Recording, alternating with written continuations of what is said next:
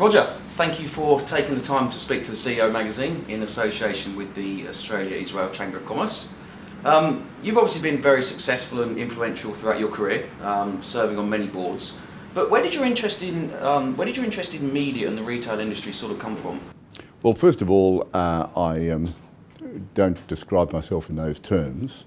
I've had some lucky circumstances and done some jobs which I've greatly enjoyed doing, always with the help and support of my colleagues, both above and alongside. None of these things are ever achieved in life without the help, support of others. So I've had some great jobs, and I'm very thankful for the people that have trusted me, and I'm very thankful for the people that often made me look good. Roger, how did you forge those relationships? How did you identify those relationships earlier on in your career?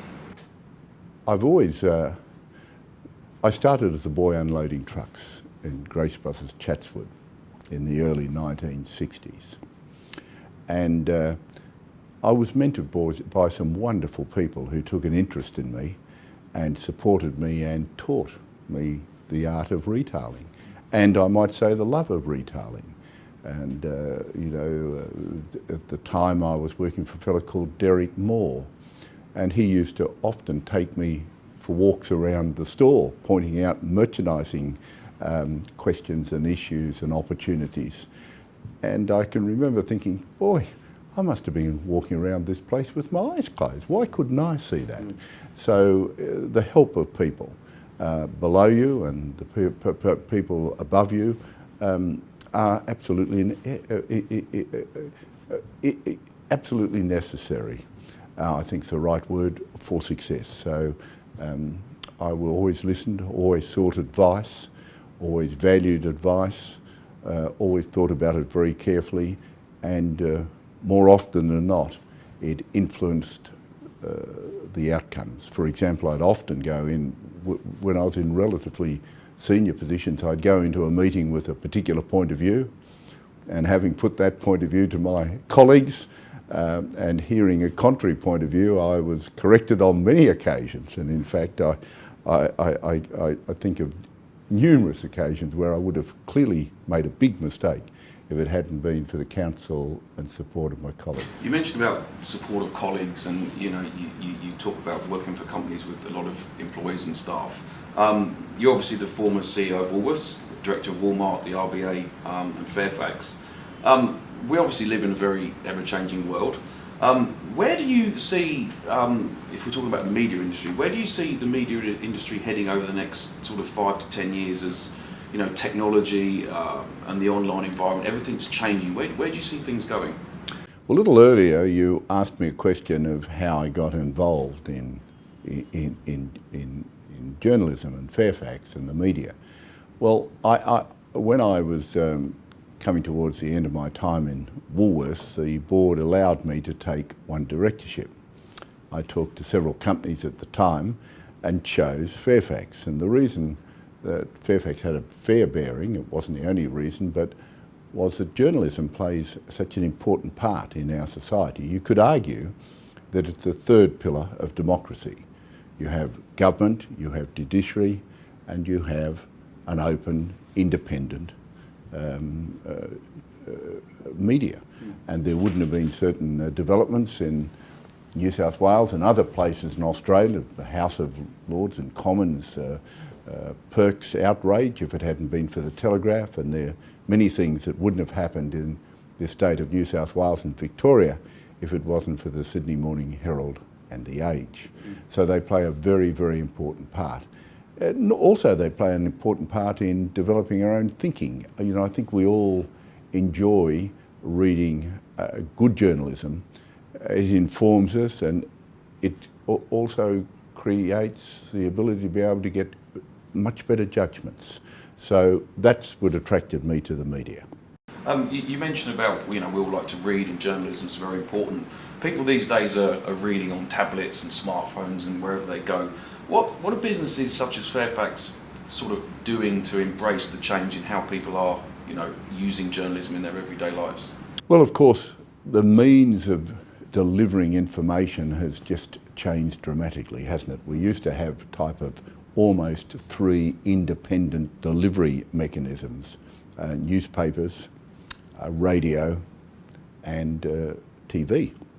And now the digital age of being able to deliver video and other information almost instantaneously to a small device that people carry in their pockets has revolutionised the delivery of newspapers. So we've seen first if you like, the digital presentation of the papers on site, but more recently, of course, we've seen an even bigger revolution, and that's been the development of social media. And so the now merging of social media through all its forms, the merging of technology really means that the media laws as we currently have them are totally redundant. And whether the government has got politically what it takes to make what is clearly overdue and very necessary changes, we'll wait and see. However, if those media rules are changed, you will then see newsrooms combine, and they will deliver the news in its separate and different formats via the channels that people want. So already people are taking their news on their telephone for particular aspects of news, their iPad, their laptop or their desktop computer, or indeed the radio, or maybe taking the newspaper as their need for news in different forms varies. And the same person could take their news in a variety of ways. So I might be a function of age, I still enjoy reading a newspaper, but when I'm away I feel just as comfortable to read the Sydney Morning Herald and the Financial Review, Age, on my iPad. Roger, what influence do you have working with government to influence, I guess, those changes in those media laws? Well, of course, one of the things that are evident in public life is that self-interest is a very, very high motivator of activities. So obviously the government of the day are being sieged by the Murdochs and the Stokes and the Fairfaxes of this world, Corbett's, with different points of view, depending upon how they see it. Clearly, Stokes wants to reinforce the siphoning rules to protect free-to-air TV, very important to him. Murdoch's got his own agendas with Foxtel. We simply want to see the opportunity to use one generating source of news and be able to freely deliver that through whatever device is to best deliver it and meet our customers' needs along the lines I just described.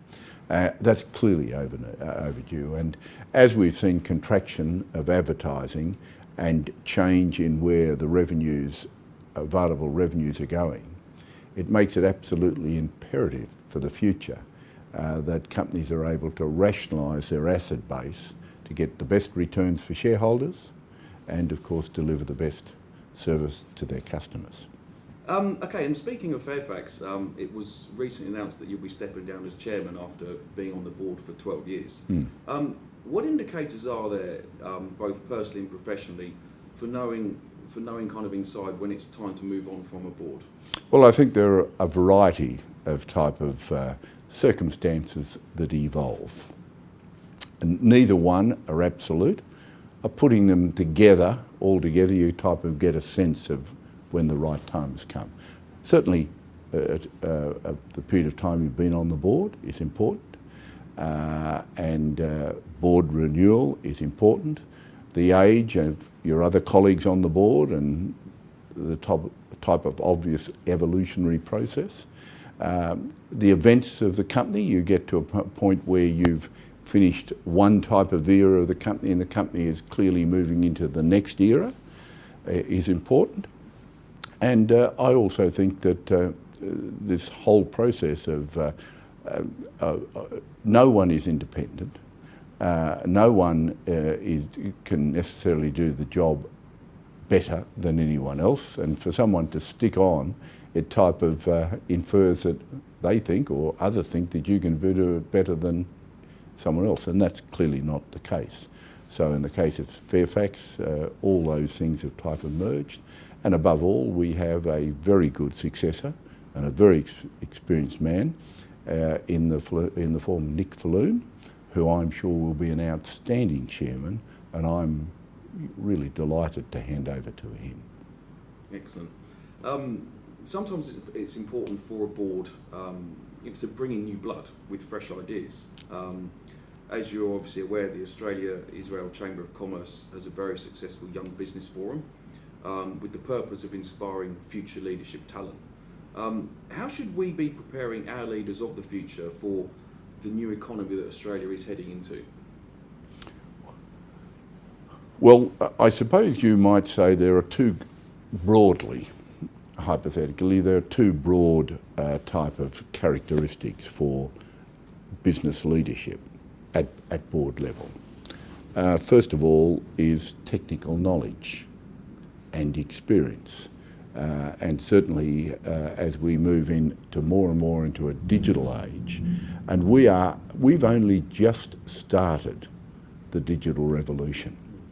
There was an interesting article in The Economist a few months ago that talked about the fact that in each revolution the world has known, the agricultural revolution, the industrial revolution and others, but now let's move to the digital revolution, have been profound.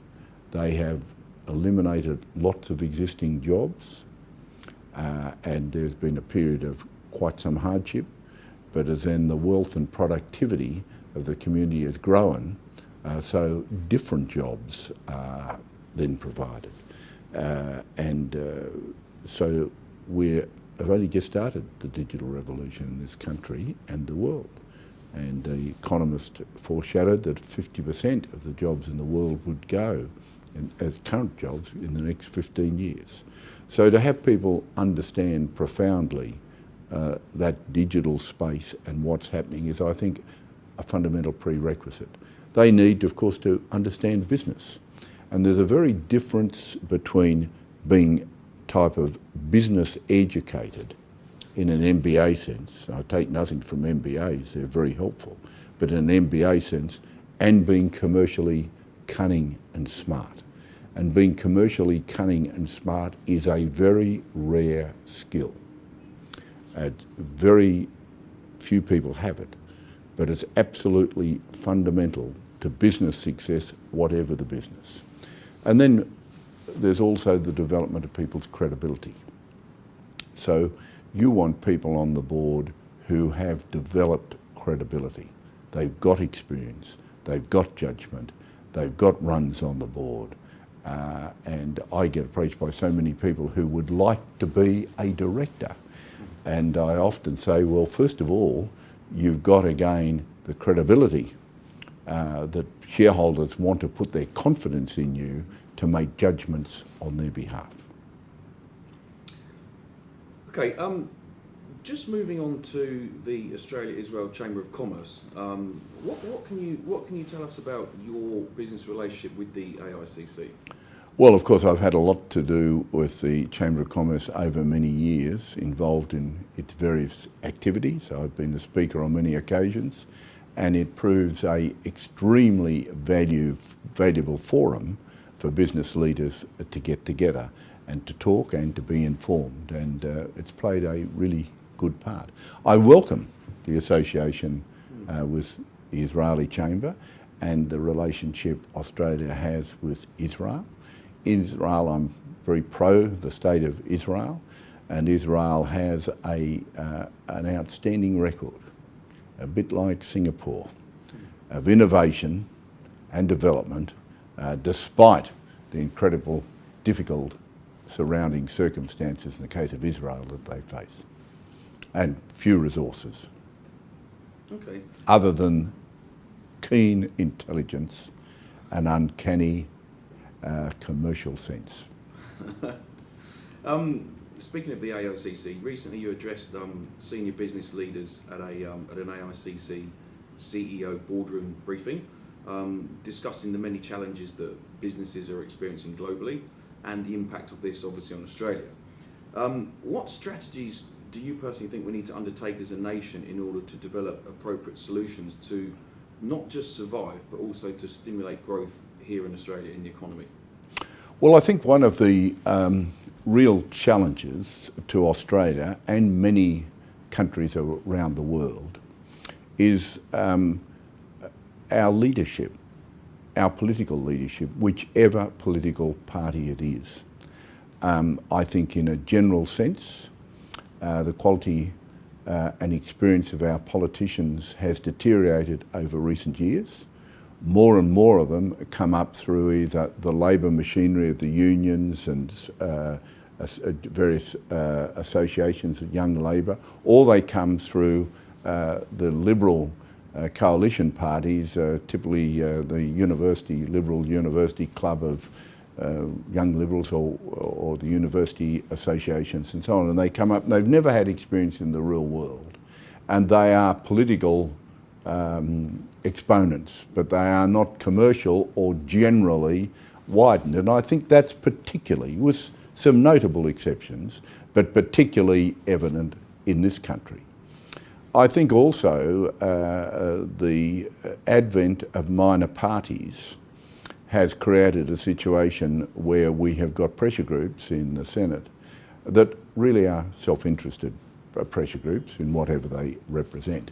And so in order to establish political leverage and therefore guarantee their vote at the next election, they've got to be seen as raising their voice, and that often in their parlance is resisting any move forward and change.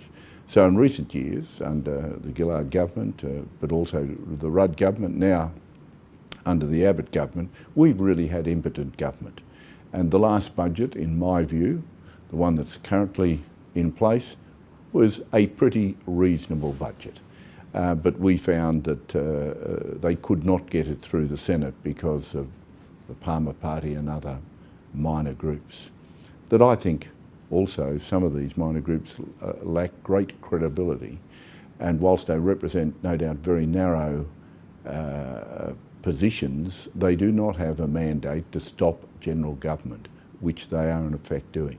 So if we're in Australia, and I might say Israel, if we are going to get effective government, we need to seek higher calibre people in that field in the longer term, and we need to have an election system. The people of Australia really need to, these issues need to be put to them, and through the election process we need to get a more definitive ability of governments to clearly lead and make decisions. That's fundamental. We need a government that facilitates the most effective flexibility and adjustment of assets and assets bases in a commercial sense to allow this country to be as commercially as effective as a nation as we can possibly be. Of course, we should have good social support programs for those people that have struck difficult times or through no fault of their own are less fortunate than others, and some income redistribution, some social support is also an integral part of the Australian way of life. But we've lost, I think in recent years, the decisiveness of government that we need to set a commercial environment that allows business to invest with confidence. So currently we've got this problem of lack of non-mining investment. It's lagging badly. And if we're to get recovery in Australia, we must get that investment working for us. There'd be many that argue that one of the reasons for that is a lack of confidence in political leadership. That's very, very interesting actually, because you suggested at your talk that the future of the Australian economy lies in the tertiary sector. Why do you believe the tertiary sector is an important factor in the economy moving forward? Well, very clearly, our standard of living in Australia takes, on a cost base, takes us out of the running in being a manufacturer of any significance. So the only manufacturing that we are good at or can compete at is manufacturing that has a high intellectual property component. So I'm chairman of Main Pharma. We have a factory in Salisbury in Victoria where we employ hundreds of people. And why are we able to compete in the pharmaceutical field and very effectively? It's because of the quality of our R&D and our research and, if you like, the tertiary level of our activities. So we need to educate our population. We need to provide them with the intellectual skills to deliver a tertiary economy. By that I mean an economy that is based primarily on intellectual processes, and that's a service economy to a very large degree. But we've got to create an environment where business has got a flexibility and can prosper in that space.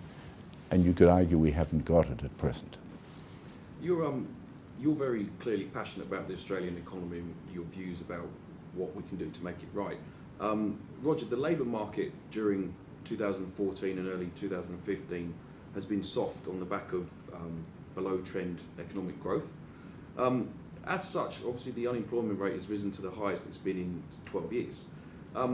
What do you think we can do to ensure that we reduce that figure and actually create more jobs? We've got to create a feeling of confidence that business can invest. Jobs are not created by government. Jobs are created by private enterprise. The government jobs are, as it were, a drain, because we've got to tax free enterprise, we've got to tax profits in order to provide those government services. We want a minimum of resources to go into that type of enormous bureaucracy, and we want it to go into income and revenue journey, creating jobs. And you've got to get confidence for that to occur. You've got to get business to feel that when they do their evaluations and their return on investment calculations, that having made this investment on behalf of shareholders or themselves, that they're going to get a return for it. And I don't think that exists enough in the present economy. Okay, and you've previously stated that you believe Australia's undertaxed and its labour markets are over-regulated. That's Correct. a thought that's shared by many people apart from yourself. If you still believe this is the case, what do you think the government can do to actually address this problem? Well, first of all, I think we're wasting an immense amount. I think our federal, in particular, our federal bureaucracy has blown out enormously, and we need to restructure big time our federal bureaucracy particularly. We're becoming, even under this Abbott government, we've become a government and a bureaucracy that does not make decisions, that does not deliver outcomes, and we have a bloated federal bureaucracy and a lot of duplication between the federal bureaucracy and the required state bureaucracies who are in most cases executing the outcomes. I refer particularly, for example, to health. So I think that is a vital ingredient. In regard to being undertaxed, we are certainly undertaxed. And clearly, if we want to have the level of social security that we wish to have, we wish to provide the level of education we must provide if we're to have a prosperous economy in the future, and we want to have the level of health that is so good in this country and preserve it and build it, we need to pay more, and taxes need to increase. And I don't believe we need to increase income tax, which is a regressive tax, or employment tax. We all need to pay our share, and clearly it's my view that indirect taxes should be increased, and the GST is the obvious tax that should be increased. But of course, everyone is playing a political game. All governments around Australia know that the revenue base has got to increase. No one wants to be the first and carry the political flag that says we should increase GST. But I'll remind you that John Howard went to the government before he introduced GST and levelled and explained to the public, and he got returned and implemented GST, and that was probably one of the most significant political achievements in the last 10 years. There's been a lot of talk about possible increase in GST recently. Do you believe that GST will increase in the near future? Yes, I do, and I certainly believe it should. Okay. Just moving away from the economy and governments, the CEO magazine, as you know, is a very influential readership of CEOs and other high-level executives in Australia and obviously around the world. Throughout your career, Roger, you would have learned many valuable lessons, about business and leadership, as well as gaining experiences and insights that may have helped you on a personal level. What are some key learnings that you believe you could pass on to our readers that would possibly help them? Well, I think the most important parts of leadership is to be fair dinkum. In other words, to be a genuine person. And in that is trust and integrity. So if you're reporting to your boss, the boss should be able to trust you to call it as it is. If you're working with your colleagues, you should respect them and behave yourself in such a way that doesn't take all the recognition or something, or manipulate your interest over their interests, but works as a person who is prepared to work and contribute to them and them to you. You acknowledge what they do, they acknowledge what you do. And below you, of course, to treat your people as you'd like to be treated yourself is a great axiom in life.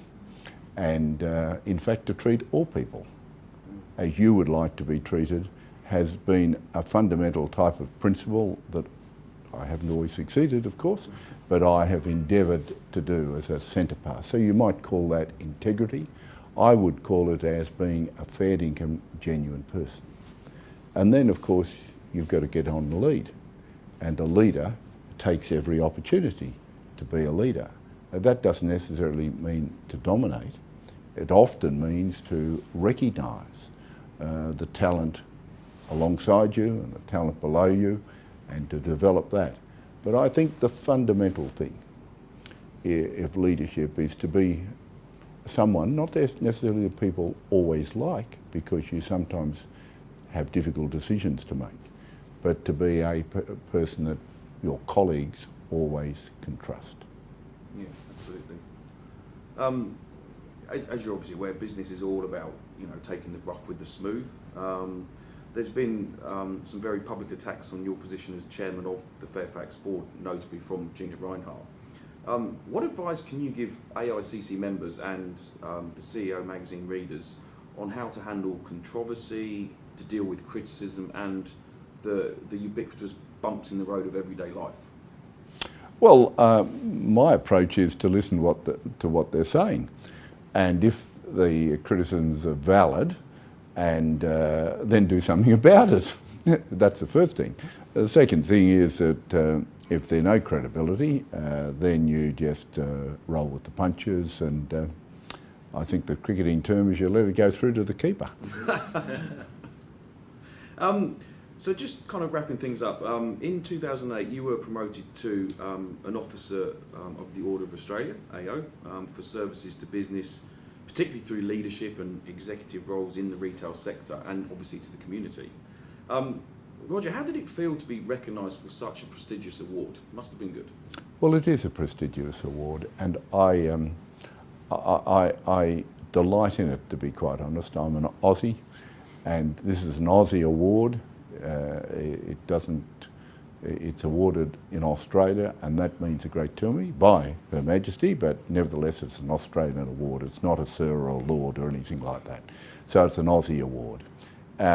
It's a senior award, and it also, I take it on behalf of my wife, who has supported me for 46 years. That's meant an enormous amount, and all the colleagues. I have been made, such as I am, by the support of my colleagues and friends, and their advice and their help and their support has really made me the type of person I am, and I see it in that context. Fantastic. Roger, fascinating insights. Congratulations on everything you've achieved. Thank you once again for your time today and your interest in collaboration with the AICC and the CEO magazine. It's been fascinating to have you here. My pleasure. Thank you.